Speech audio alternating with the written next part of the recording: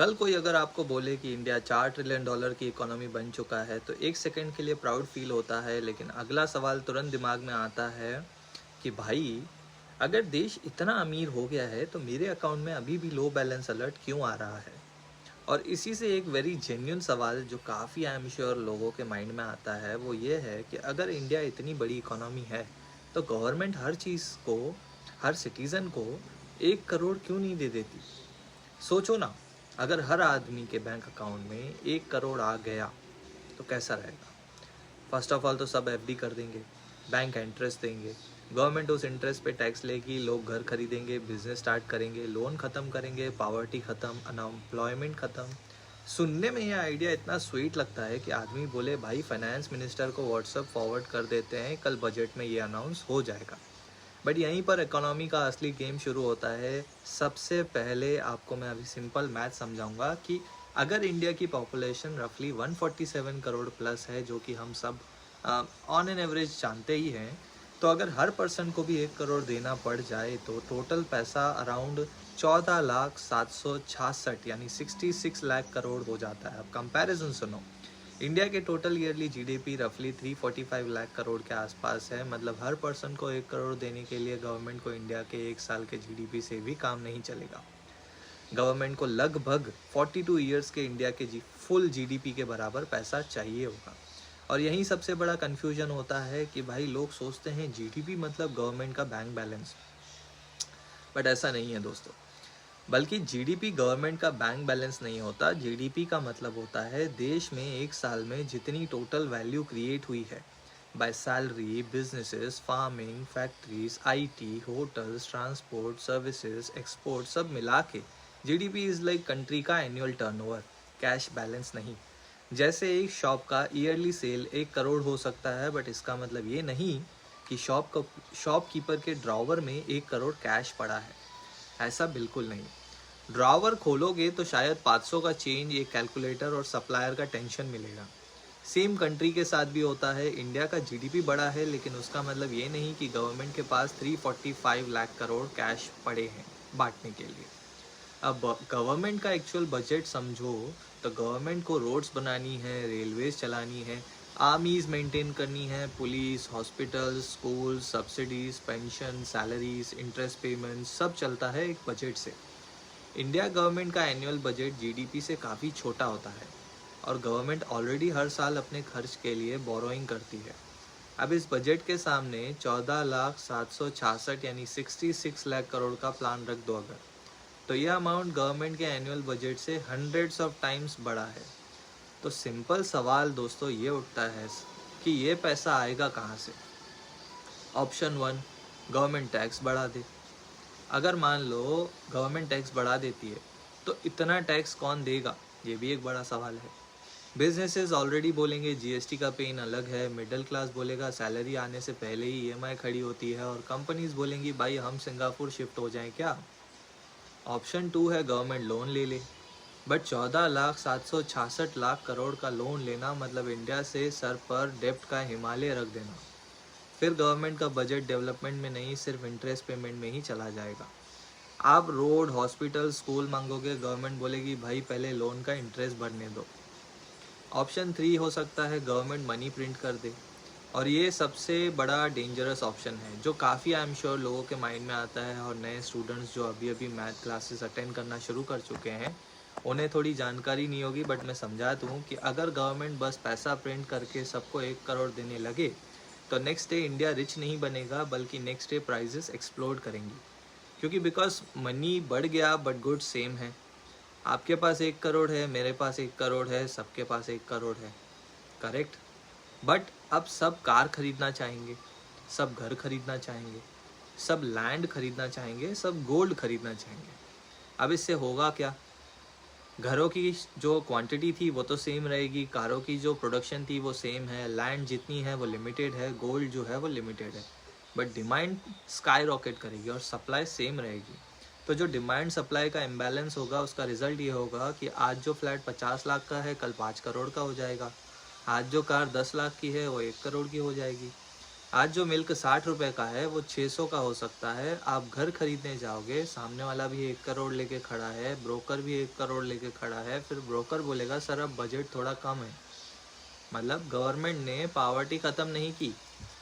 इससे हुआ क्या कि गवर्नमेंट ने रुपये की वैल्यू को डिस्ट्रॉय कर दिया।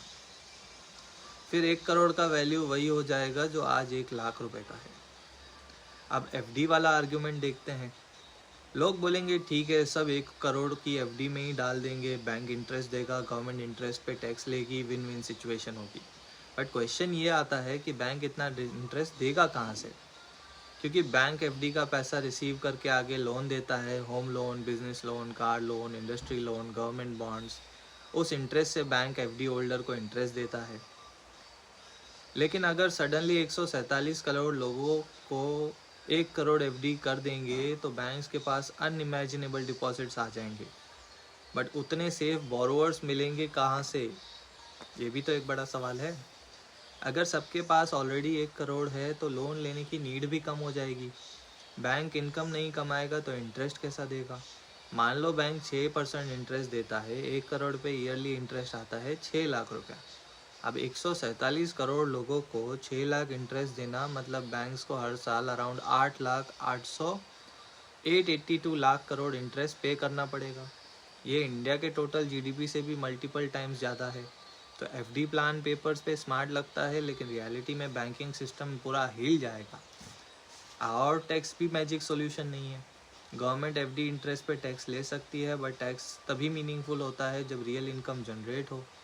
अगर गवर्नमेंट पहले ही 14,766 लाख करोड़ बांटे और बाद में थोड़ा थोड़ा टैक्स कलेक्ट करे तो ये ऐसा है जैसे गवर्नमेंट ओशन भर पैसे दे और फिर स्पून से रिकवरी करे। बेसिकली मैं तुम्हें 1 करोड़ देता हूँ, तुम मुझे हर साल 60,000 रुपये टैक्स दे देना। बॉस, इस रिकवरी में तो ग्रेट ग्रैंड चिल्ड्रन भी फाइनेंस मिनिस्ट्री में कैलकुलेशन कर रहे होंगे। अब असली सॉल्यूशन क्या है? असली सॉल्यूशन फ्री 1 करोड़ देना नहीं है बिल्कुल भी। असली सॉल्यूशन ये है कि गवर्नमेंट ऐसे सिस्टम्स बनाए जहां आदमी खुद 1 करोड़ कमा सके। अब ये कैसे किया जा सकता है?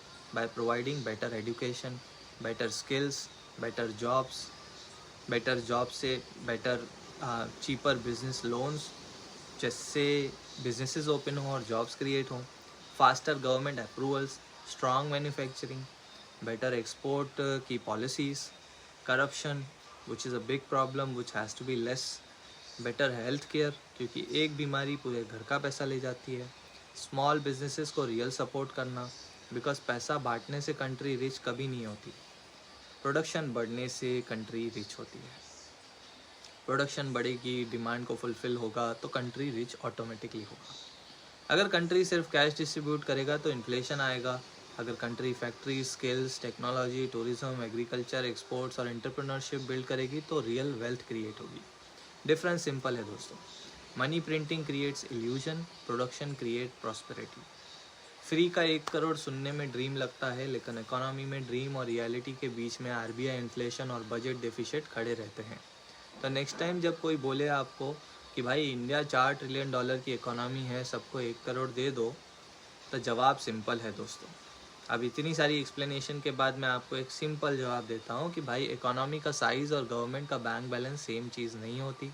जीडीपी टर्नओवर है, जीडीपी आपका कोई बैंक बैलेंस नहीं है जो गवर्नमेंट के पास पड़ा है। बजट स्पेंडिंग लिमिट है, टैक्स इनकम लिमिटेड है और पैसा प्रिंट करना भी सॉल्यूशन बिल्कुल नहीं है। इकोनॉमी के लिए न्यूक्लियर बटन है इंडिया के गोल। ये नहीं होना चाहिए कि गवर्नमेंट सबको 1 करोड़ दे, बल्कि इंडिया का गोल ये होना चाहिए कि हर सिटीज़न के पास इतनी एजुकेशन, स्किल, सेफ्टी, अपॉर्चुनिटी और बिजनेस इन्वायरमेंट हो कि वो अपना 1 करोड़ खुद बना सके।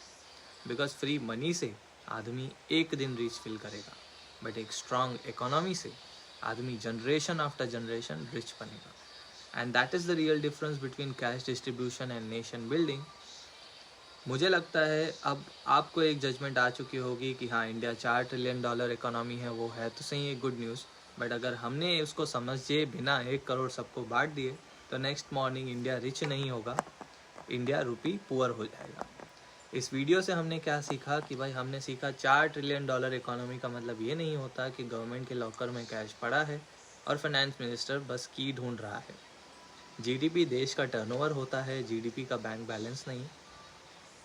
और फ्री 1 करोड़ का आइडिया सुनने में मस्त लगता है, लेकिन रियलिटी में वो पैसा नहीं, इन्फ्लेशन का इनविटेशन कार्ड बन सकता है।